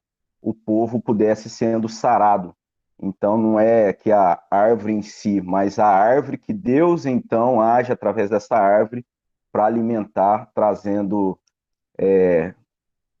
trazendo vida, né? E essa ideia está lá em Gênesis também, quando é falado da terra regenerada. Eu achei muito bom mesmo e muito bacana. Não sei se é essa a ideia, né? Foi assim que eu fui acompanhando, mas eu acho interessante a gente olhar também sobre essa perspectiva de uma revelação progressiva. Não sei se o autor vai trazer essa forma ou se ele só está focando mesmo a forma simbólica ali ilustrativa de Gênesis, ou se ele também vai apanhar essa questão da progressão, da revelação em si, onde todos esses símbolos eles vão tomando de forma mais ampla, né? Onde a gente pode absorver então esse evangelho sendo trazido desde lá do Gênesis. Sim, e ele vai se limitar mais a Gênesis mesmo, né? Ele não vai trabalhar a questão progressiva em si, porque o foco é compreender mais a literatura do Gênesis, assim, como literatura mesmo. E aí, pegando essa questão, só para explicar para o pessoal essa questão progressiva, para deixar um pouco mais palpável, a compreensão de Satanás, a gente não tem ela no Antigo Testamento, assim, ela vai ser influenciada aos judeus quando eles vão para o exílio babilônico. Essa compreensão de Satanás, demônios, vem a partir do exílio babilônico. Então a gente está falando por volta de 400 anos antes de Cristo, quando os judeus eles estão desenvolvendo sua teologia ainda e compreendendo o que é Satanás. E aí eles vão fazendo essa associação à serpente. Por quê? Porque a gente tem que entender que a Bíblia é um livro inspirado por Deus, todas essas questões, mas é um livro onde as pessoas estão fazendo teologia. A questão vamos supor, quando Moisés ele está narrando e está fazendo essas figuras de linguagem, ele está fazendo teologia. Ele está pegando essas coisas para simbolizar aquilo que Deus se revela. Então ele se apropria dessas questões. E ao decorrer do desenvolvimento da Bíblia, essa revelação e essa teologia que os autores estão fazendo, eles vão ter essa compreensão. Daí, essa imagem de Satanás como serpente é uma questão que vem a partir do exílio babilônico. E aí vai se desenvolvendo onde João ele vai colocar. Ele vai falar, não, a antiga serpente, o dragão, todas essas questões. Por quê? Porque essa compreensão do que essa criatura do caos ela é dada no final da revelação bíblica, no livro das revelações. Até que é mais interessante do que Apocalipse, é livro de revelação. Agora, eu lembro de te apertar mais alguma coisa, mas eu esqueci. Eu esqueci, desculpa. Mas eu queria comentar mais essa questão. Assim, o autor ele vai se delimitar a Gênesis e ele vai trabalhar como literatura. Ele não vai se propor a olhar lá para frente, porque ele fala, aquilo que a Bíblia está colocando é o que ela está colocando, é isso mesmo. A serpente era Satanás e todas essas coisas. Mas para a gente ter um compreendimento aprofundado do que o texto de Gênesis ele está narrando, é isso que a gente faz. A gente olha para o Gênesis e pega bem paradisegética mesmo, o mundo antigo, como que ele compreende, como que essa literatura é desenvolvida e todas essas coisas. É importante até para a gente poder comunicar com outras culturas também, né? Ter essa ideia bem clara do que estava sendo mostrado lá e como isso se comunica com outras interpretações de Gênesis que vão focar também ou pelo menos ter uma ligação. Isso é importante para a gente poder comunicar com outras culturas, né? Exatamente. E até pegando uma coisinha que eu esqueci de comentar no meio, que ele faz uma ponte do antigo para o antigo texto e o novo texto dessa semana, que ele trabalha assim a questão da mortalidade dos seres humanos. Os seres humanos eles eram mortais.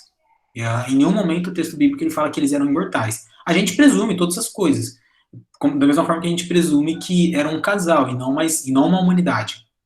Aqui, e ele fala assim que e é importante lembrar que ele fala que a interpretação dele não é a única correta. Ele está trazendo uma visão de Gênesis.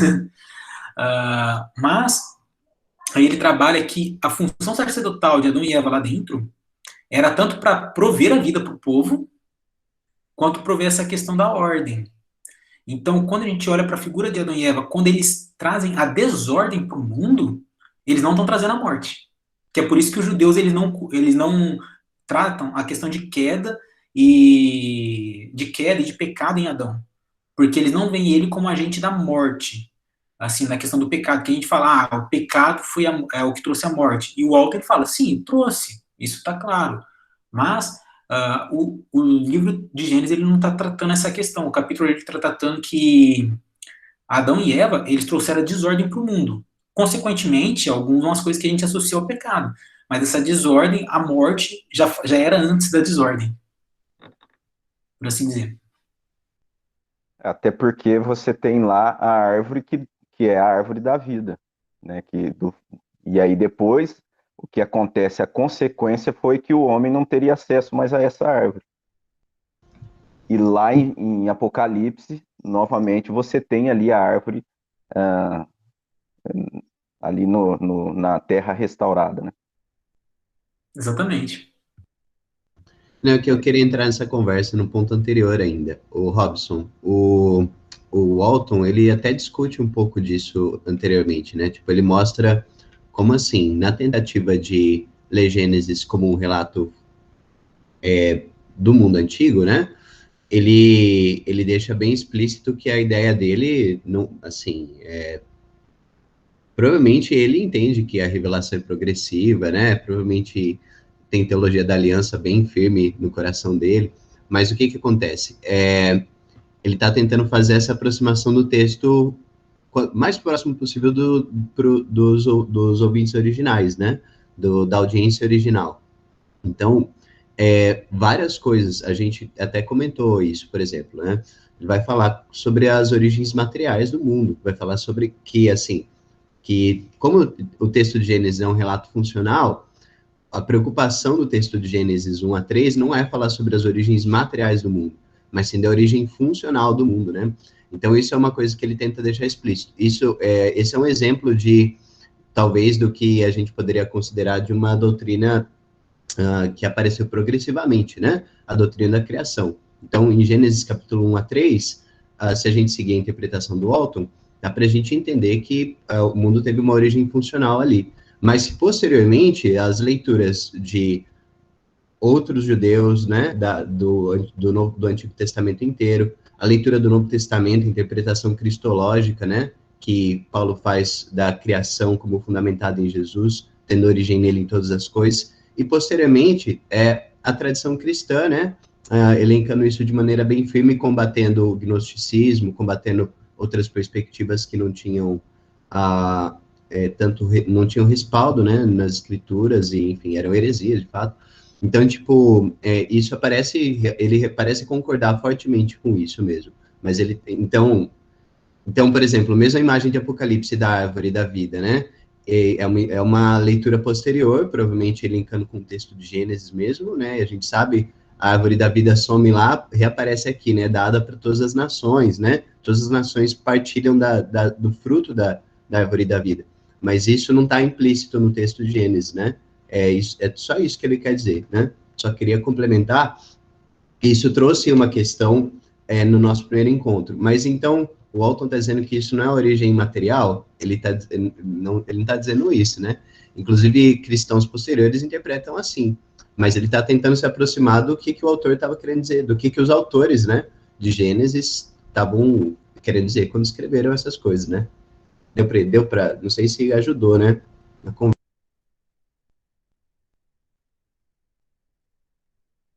Não, deu sim. Ficou bem claro.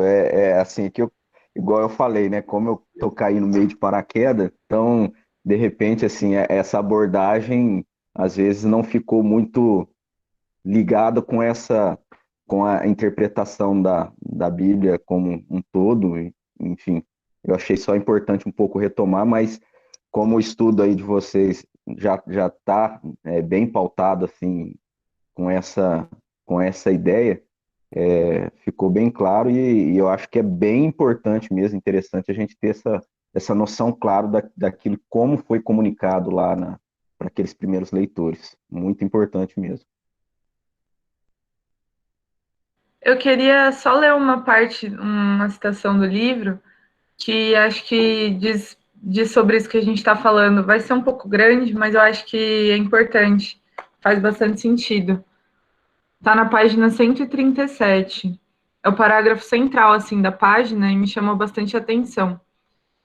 Ele fala assim, se como proposto anteriormente, lá na proposição 8, né, uma opção legítima é que desde o princípio as pessoas fossem mortais, com a dor e o sofrimento já fazendo parte de um cosmos ainda não totalmente ordenado, não podemos pensar a morte e o sofrimento como impostos a nós pela falha de Adão e Eva. Muitos pensam ser injusto que todos nós soframos as consequências de seu erro.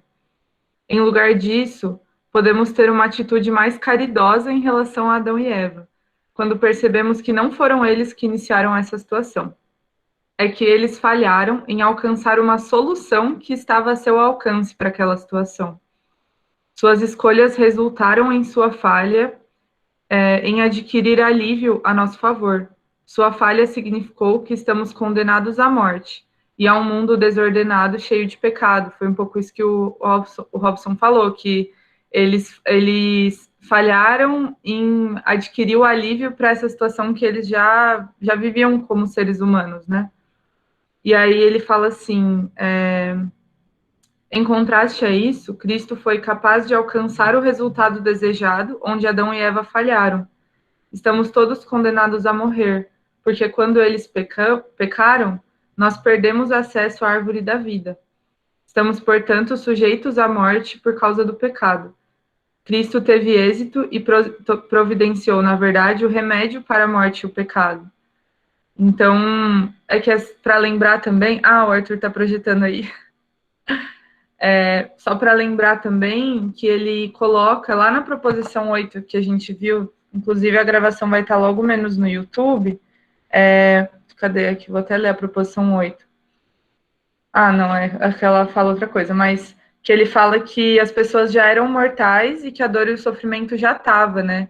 E que que Deus foi ordenando o cosmos de um modo progressivo também. Ele fala isso lá atrás, né? Então, essa ordenação foi acontecendo. E aí, Adão e Eva perderam o acesso à árvore da vida, né? Figurativamente, né? Enfim, só para completar, não é uma resposta, mas é que eu acho que ele fala exatamente isso que a gente está falando lá no livro. Isso ajuda também a entender. O Mate e o Amadeu levantaram a mão. Não sei quem foi primeiro, gente, que eu estava lendo. Se decidam aí. Eu não sei quem foi. Foi o Matheus. Pronto. Beleza. Então, Arthur, primeiro, parabéns pela apresentação. Esse é um livro bem legal, assim, um tema que eu gosto bastante. Mas me chamou bastante a atenção essa ênfase, né, na serpente e no ato, né, que a gente costuma chamar de queda, né, como sendo algo mais relacionado à desordem do que talvez o que tradicionalmente se entende por pecado, né? Eu não me lembro, eu li esse texto já faz algum tempo, né? Eu não me lembro se o Walton realmente dá tanta ênfase assim na questão da desordem, né? Certamente isso está dentro da leitura, né? Mas eu estava pensando aqui, né? Justamente nessa questão de como o texto foi redigido, de como ele chegou até nós, né? O texto de Gênesis, como a gente está lendo ali hoje, ele teve uma edição, diria, mais definitiva realmente após o exílio babilônico, né? Então eu acho que é bastante plausível, estou dizendo, pelo menos a redação final, né? É claro que a tradição oral vai se sedimentando em vários textos e existe evidência histórica disso, né? Tem variantes, enfim. Então, por que eu digo isso? Porque se nessa época o pessoal já tinha uma noção de que a serpente ali não diria, essa simbologia da serpente não está só sendo emprestada, né, desses mitos cosmogônicos, em que existe um ser caótico, né, tem o caos primordial, e o mundo é criado a partir desse caos, né, de uma batalha com o caos, que são os mitos cosmogônicos aí que você citou, né, o Enuma Elish e tal. Ali realmente o caos é uma coisa, eu não diria neutra, porque ele realmente significa destruição, então não é neutro, né? Para os antigos, o caos é o nada, é tipo assim, se o caos vencer, já era, galera. Tipo assim, então também não é uma coisa neutra, né? Mas certamente também não é mal no sentido de que a gente pensa que é mal, né? Tipo, quebrar os mandamentos de Deus, né? Mas neutro, eu acho que não. E aí, quando você transpõe para uma visão de mundo já judaica, né? Aí eu acho que tem sim essa questão do mal, né? Porque o relato da criação já coloca, né? Deus percebe que a sua criação é boa, ele vê e diz que é bom, né? Então a ordem que ele estabelece está relacionada com a bondade, né? E a desordem está, sim, relacionado com uma maldade. Eu acho que o texto já traz isso. E o relato posterior a esse relato da criação, né? Que é o assassinato, né? Que acontece entre os irmãos, né? Caim e Abel. Ele já traz a questão do pecado, quer dizer, assim que a expulsão do paraíso tem esse assassinato, e Deus menciona isso para Caim, né? Ele fala, o pecado está à sua porta, como um animal, né? Te rondando, você pode resisti-lo, né? Enfim, então, eu só queria colocar isso e ver o que vocês, né, pensam, que eu acho que existe essa ênfase na serpente como um ser caótico, mas eu acho que na visão de mundo judaico isso já toma contornos que tem pelo menos ali uma semente bem clara, assim, do que vai se desenvolver, né, como a figura do anjo caído, de Satanás. Eu não acho que é tão distante assim, sabe? Enfim, era mais isso que eu queria colocar, assim. Sim, o do neutro é que foi a linguagem que eu achei mais próxima para falar, para explicar, mas não é assim, neutro mesmo. É como você colocou, tipo, é que para mim ficou mais fácil porque ela não faz o mal, mas também não faz o bem, então, mas eu concordo que neutro não é a melhor palavra. Sobre eles compreenderem, sim, a questão do mal, eu acho que, cara, eu acho que assim, eu concordo mais com o Alto, eles não tinham total ideia. Por quê? Aí pegando até o que você falou, a questão das redações, né, do texto de Gênesis, é gradativo também. E só para o pessoal entender assim, essa questão das edições de Gênesis, né, é que a gente tem o corpo literário de Gênesis em si, o Pentateuco e tal, só que a grande questão é que se levantou final do século XIX, mais ou menos, com a crítica literária, é que esses textos, eles aparentavam ter mais de uma mão dentro deles, entendeu? Então, assim, teve reedições do texto, só para vocês entenderem. Aí, voltando, por que eu acho, assim, que ainda assim, a primeira leitura é a questão da serpente como do caos, não como do mal. Porque se a gente pegar realmente a primeira leitura, quando eles estão saindo do Egito, então a primeira leitura é como caos. As futuras reedições, interpretações do texto, não é nem reedição, porque edição ali é só para eles colocarem, e só para o pessoal entender, as edições o que está mais relacionado ao termo como eles entendiam Deus. Porque dentro do livro de Gênesis você vai ver que dentro da Bíblia inteira, Deus vai ter mais de uma forma de ser chamado de Deus. No livro de Gênesis você tem pelo menos, nos primeiros capítulos você tem pelo menos 3 formas diferentes de ser tratada a palavra Deus. Então, e assim, a construção do hebraico, aí o pessoal fala assim que então teve mais de uma mãozinha ali nas redações. Porém, pegando ainda assim o primeiro público leitor, eu acho que eles estão mais relacionados à serpente como caos, principalmente dele saindo do Egito, porque ali o Alto ele vai trabalhar essa questão do caos no Egito bem mais forte, porque isso é o que estava mais simbolizado assim na questão da morte dos faraós e todas essas questões. Então eu tendo a pensar mais nessa questão. Últimas redacionais, aí sim, eles já estão com a influência da Babilônia, eles estão com toda essa mentalidade já sendo mudada, sendo ampliada. Teologia aqui.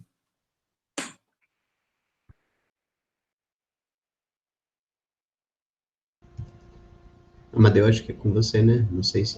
Ô, Gizi, você quer... Mas você tinha levantado a mão, mano. Você quer comentar em cima desse mesmo assunto? Porque eu ia tomar uma rota um pouco diferente, eu ia trazer...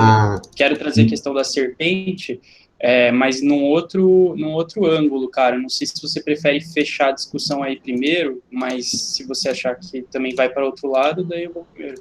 Não, então, eu só ia pedir um esclarecimento para o Arthur dos termos, né?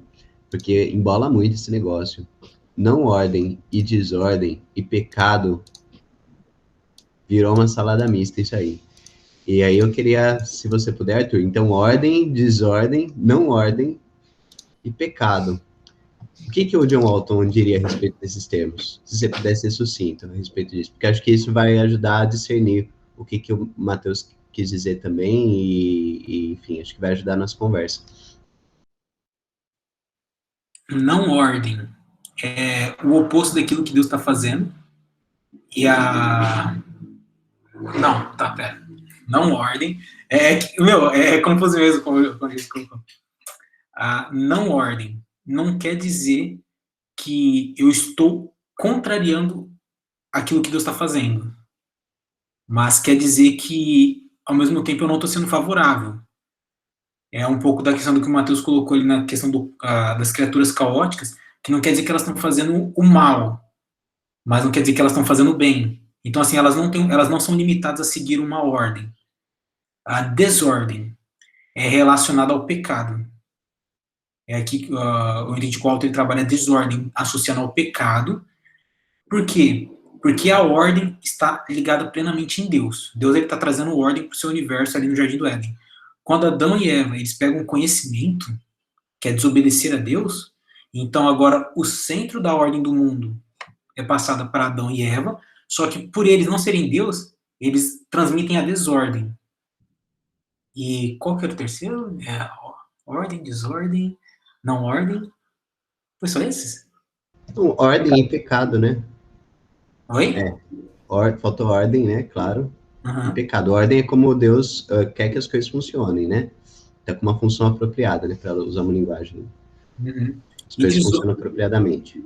Isso. E pecado, ele tenta associar mais a questão, consequência da desordem, ao invés do termo pecado, porque aí ele trata aquela questão, como que a gente vai entender o pecado? A gente vai entender, como foi mencionado logo em Gênesis 4, que é o jugo do Senhor sobre mim, ali que ele fala, é pesado esse fardo. A gente vai entender etimologicamente, que é errar o alvo, corromper e tal, e ele propõe que a gente entenda a ideia do pecado como uma desordem da nossa relação com Deus. Aquilo que Deus traz é a ordem, e o pecado é a desordem, que é relacionado através de nós, orientando o mundo. Inclusive, é por isso, conectando, né, com o texto de Gênesis 1, que ele debateu antes, quando Deus fala que as coisas são boas, né? Se tem esse sentido, né? De funcionarem de acordo com aquilo que Deus quer, né? Correto, reverendo Arthur? Correto? Mas o cara do estudo do capítulo 1. Não, então, só estou conectando porque acho que isso ajuda a nossa teia de conceitos aí. Tá Sim, bom? Exatamente. Até mesmo que o universo era sem forma e vazio. O universo estava em desordem. E Deus vai dando ordem. Ele vai dando funcionalidade para essas coisas, para que elas sigam em ordem. Que Deus... Enfim. Se eu tentar explicar mais, eu vou me embananar também. Coloquei no chat o resumo. Só dar uma pequena réplica, né? Muito bom, muito interessante. Em parte o que eu queria mesmo era clarificar esses termos, né? Eu não sei exatamente para o Walton, né? Mas faz muito sentido essa coisa da não ordem como algo neutro, né? Porque Deus, de fato, isso para além de Gênesis, né? Ele cria seres caóticos, né? Serpentes marinhas, o Leviatã, como o pessoal mencionou aí, né? Então, quer dizer, o próprio Deus cria, né? Então, existe essas áreas cinzentas, assim, da criação, parece, né? Por outro lado, talvez isso gere alguma luz para a discussão, né? Por isso que eu vou comentar, mas talvez também não seja uma conceituação do Walton, né? Isso é uma coisa que eu penso, então é bom distinguir, que lendo Gênesis, eu tenho a impressão de que ordem é uma coisa, a bondade não é simplesmente a ordem, mas é a ordem como representativa da vontade de Deus, né? E que são duas coisas diferentes. E por que que essa distinção é importante? Porque aí a desordem em si, ela não é má. Ela é má no sentido de que ela contraria a vontade de Deus. Então, por exemplo, a desordem inicial, né, da Terra, ela está vazia. Não é que ela é má, né? A gente poderia cair numa espécie de maniqueísmo, de gnosticismo, de achar que a matéria-prima da criação é má porque ela estava em desordem, né? E eu acho que não. A partir do momento que Deus estabelece uma ordem e isso é representativo da vontade dele, quando eu quebro essa ordem em contradição direta com a vontade de Deus, eu acho que é aí que está o aspecto mal da desordem. Eu não sei se ficou claro o que eu quis dizer. Deus colocou a serpente no jardim, né? Também, Quer dizer, ou não, o Alton diz que não necessariamente ela estava no jardim, mas ele colocou ela entre as boas criações de Deus, né? ele permitiu pelo menos que chegasse até lá. Isso, se a própria não ordem da serpente fosse ruim, fosse contra a vontade dele, ele não... Enfim. Bom já é demais, Amadeu. Vamos dizer que Deus colocou ela entre as criaturas. Tá ali, né? Que essa conjuntura era boa, né? Essa conjuntura era boa, exatamente. Eu vou apresentar aqui rapidinho, beleza? Que eu colecionei aqui algumas imagens enquanto estava rolando a discussão aí. Deixa eu ver se vai rolar bem. Os cadernos do Amadeu, o Amadeu devia ser o cara que os cadernos dele no ensino médio era só os desenhos, né, mano? Assim, cara, sim, resumir velho. a matéria com desenho, assim. Não, eu ouvia a matéria e eu fazia desenhos e uma coisa não tinha muito a ver com a outra. Vocês estão vendo aqui, gente, o mar que eu coloquei aqui, eu tô partindo bem do ponto do Robson, que ele falou, né? O mar traz essa ideia de caos. Vocês estão vendo aqui? Aham. Então tá. O que eu acho que eu queria colocar para vocês essa questão mesmo, né? De como que porque não é à toa que o mar traz essa ideia do caos e da desordem, porque, gente, assim, você sai com um barco, você sai com um navio, você sai para pescar e você pode pegar uma tempestade, você não sabe se você vai voltar vivo. É outro mundo, né? É um mundo em que, de fato, a gente não tem a ilusão de que a gente controla as coisas, porque hoje em dia a gente tem essa ilusão, né, de que a gente de fato controla, de que a gente domina através da ciência o mundo, como ele funciona e como o mar funciona, e por isso a gente não tem mais medo dos monstros, né, quem tem medo do monstro é a criança de noite, né, que tem medo do bicho-papão. A gente acha que, enquanto adultos, enquanto sociedade moderna, a gente venceu já o bicho-papão. Então, pode parecer bobo, né, mas para essa galera não é nada bobo. Isso aqui, e a gente não está nem voltando tanto, isso aqui não é mundo antigo, isso aqui é Renascimento, isso aqui é século XVI, esse mapa. E era interessante, né, como que esses seres do caos, eles são presentes na realidade, e eles são os seres que causam a confusão que faz com que alguém possa não voltar para casa. Você não tem essa certeza, o mar é esse lugar da incerteza, essa zona, enfim, entre a vida e a morte, ali você não sabe o que vai ser, né? Tem vários mapas desses que são interessantíssimos, e como essas criaturas são representadas, né, geralmente pegando uma parte de uma criatura misturada com outra, né, meio uma coruja, meio um peixe, ou uma lagosta gigante, expandida, ou seres que você não consegue nem descrever direito o que são. Então, eu acho que é muito interessante pensar nesse tipo de iconografia que está colocada aqui, porque ela reflete parece que até uma necessidade humana muito antiga mesmo, de lidar com essa zona do caos, dessa zona da incerteza, que está para fora daquilo que a gente conhece até o que tem na Terra, depois da Terra é mar, a gente não conhece o mar, né? É muito diferente do mundo de hoje, gente, então por isso sempre tem que voltar. E eu queria trazer especificamente essa ideia da serpente. Vocês estão vendo as imagens passarem normal também? É a primeira vez que eu compartilho as janelas, que eu não sei direito. Mas enfim, então beleza. Essa aqui, eu não lembro, acho que ela é babilônica, que é aquela história do Marduk, né, que é do Enuma Elish, e ele está atacando e ferindo de morte a grande serpente, que é a Tiamat, que às vezes é representada como um dragão, né? Aqui ela está representada como um dragão, para vocês verem. Então, tem essa intercambiabilidade entre esse monstro, esse ser que está ali no liminal, que está naquele lugar que você não acessa, né? E que são as forças do caos, que de alguma forma precisa haver uma força da ordem que vai e fere de morte esse caos, que expulsa esse caos, que causa, enfim, essa expulsão. Então, eu só quero mostrar que essa é uma ideia que está presente em culturas até anteriores ao Antigo Testamento. Claro que com outro propósito, com outro significado, né? E a gente, enquanto crentes, a gente vai fazer a nossa leitura do que é esse caos, né? E quem é esse Deus que, enfim, qual que é o nível de força dele perante esse caos, enfim, a gente vê lá em Jó que ele brinca com a serpente do mar, né, nos Salmos também, enfim, e eu acho isso muito forte, de que Deus ele tem pleno controle das serpentes do caos, mas aqui eu queria trazer essas imagens, porque elas mostram como que isso já está presente no imaginário do mundo antigo, dessa forma bem gráfica mesmo, né.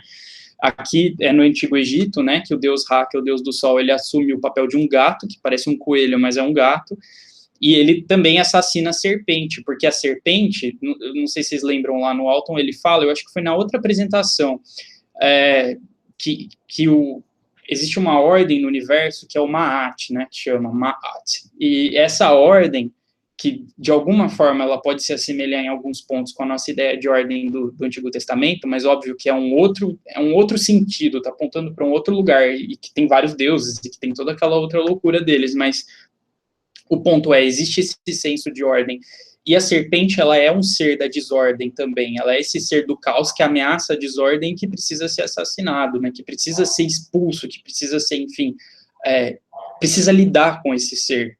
Não é possível só deixar ele lá no canto dele, mas é preciso encarar ele diretamente. Eu acho que tanto o caso aí da Tiamat, do Marduk, o caso do Ra, também trazem isso, né?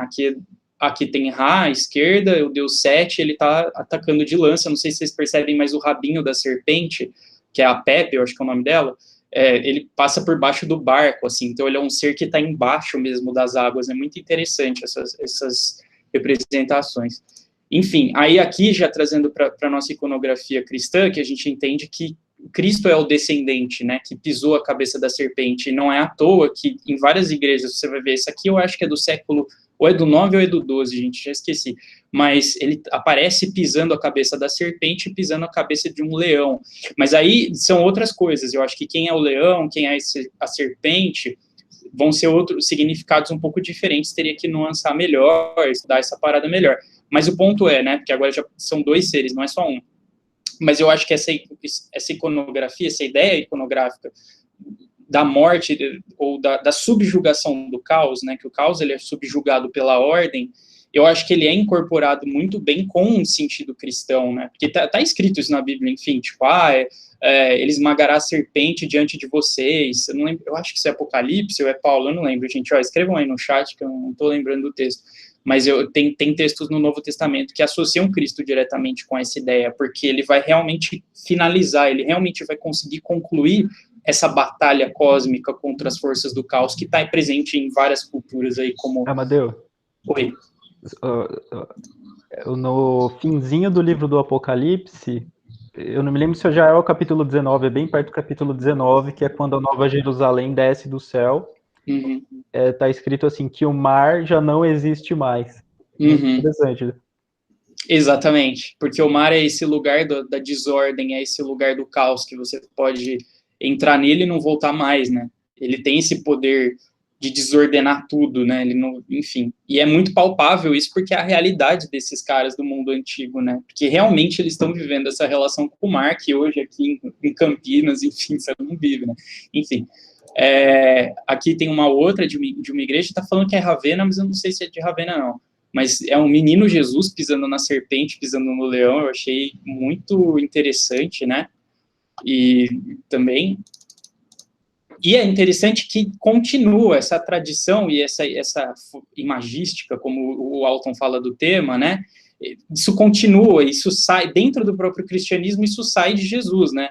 Que é o que tem, por exemplo, na iconografia de São Jorge, que mata o dragão, né? E eu acho que essa composição em diagonal, né, que ele está num canto em cima e a serpente está embaixo, já está mostrando quem é que ganha, né, como ele assume essa postura de domínio, é muito interessante. Enfim, mas eu acho que está expressando exatamente o mesmo imaginário, essa besta, esse ser que, enfim, não tem uma forma muito bem definida e que é obviamente caótica, Enfim, e aí hoje temos contexto contemporâneo, mais ainda, de como isso acontece, tá bom? Da besta do mar, enfim. É isso, gente, só queria mostrar um pouco de como que isso vai atravessando as culturas, vai atravessando os significados e construindo o sentido também da nossa fé, de como a gente se entende perante o mundo, enfim. Então, eu acho que essas imagens, elas balizam significados muito profundos, beleza? Pode falar, Inclusive Jesus. a última. Inclusive... É realmente o fim dos tempos, né, gente? Sim, tá Acabou. muito difícil. Não, então, eu ia comentar só dentro do comentário do Amadeu, porque é muito legal isso, né? Muito obrigado, Amade, muito bom, viu? É nóis. Obrigado demais, você podia fazer isso mais vezes. Trazer uma curadoria aí de imagética. Então, gente, mas queria pegar a rebarba aí no comentário da Amadeu, porque é muito, muito interessante. A gente pregou sobre isso na série esse ano, né? Não sei se na denominação lá do Mate também apareceu esse texto no início da quaresma, mas Na ICAR. Na ICAR. Nossa. Mas quando Moisés, né? Quando a serpente invade o arraial dos hebreus e pica a galera lá e todo mundo tá morrendo, e Moisés levanta a serpente, né? Que é o símbolo do caos, né? Enfim, tocando terror lá nos hebreus. E aí depois Jesus toma essa imagem interpretativa, né? E interpreta essa imagem, né? Nele mesmo, né?